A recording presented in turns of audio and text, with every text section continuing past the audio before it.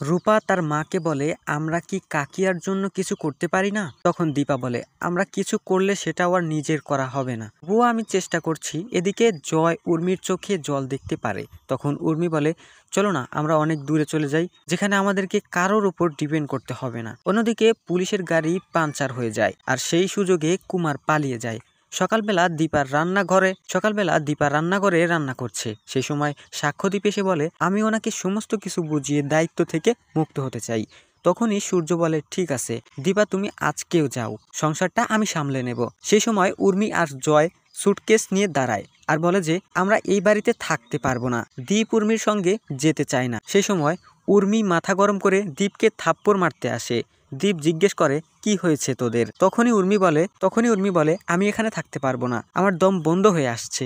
তখন দীপা সাক্ষ্যদীপকে বলে যে, আমার বোনের দীর্ঘ নিঃশ্বাসের উপরে দাঁড়িয়ে আমি কোনো কিছুই করতে পারবো না। তারপর জয়কে বলে যে, কালকে থেকে উর্মি আমার সঙ্গে বিগ বঙ্গে যাবে, সংসার ভাঙা চলবে না। তখনই পুলিশ স্টেশন থেকে ফোন আসে। সূর্য জানতে পারে যে কুমার পুলিশের হাত থেকে পালিয়েছে। পরের দিন উর্মি দীপার সঙ্গে বিগ বঙ্গে আসে, আর উর্মি প্রচণ্ড নার্ভাস। তখন সাক্ষ্যদীপ, রূপা, দীপা সবাই উর্মিকে বোঝায় যে ব্যাপারটা এতটাও কঠিন কিছু না। কিন্তু উর্মি মনে করছে, বাড়িতেই আমি রান্নাঘরে কাজ করতে পারি না, এখানে তো ব্যাপারটা পুরোটাই প্রফেশনালি করতে হবে, আমি কি পারবো না? সবাই উর্মিকে ভালো করে বুঝিয়ে দেয়। সত্ত্বেও উর্মি ভেজ কাস্টমারের কাছে নন ভেজ খাবার সার্ভ করে, আর নন ভেজ কাস্টমারকে ভেজ খাবার দিয়ে দেয়। সেই নিয়ে কাস্টমাররা প্রচণ্ড রেগে যায়, আর উর্মিকে উল্টোপাল্টা কথা বলতে শুরু করে।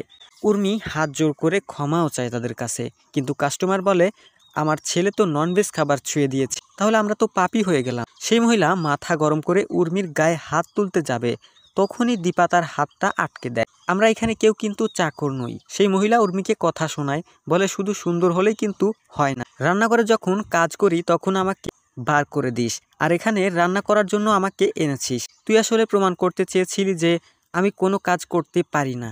রূপা বলে, তুমি তো একদম সোনার মতো কথা বলছো, মা তোমার ভালোর জন্যই তোমাকে এখানে এনেছে। উর্মি বলে, দেখেছিস, আজকে তোর মেয়ে পর্যন্ত আমাকে কথা শোনাচ্ছে। উর্মি বাইরে এসে গাড়িতে বসে যায়, আর দীপাকে বলে, তোকে আমার জন্য আর ভাবতে হবে না, এবার থেকে আমার ব্যবস্থা আমি নিজেই করে নেব।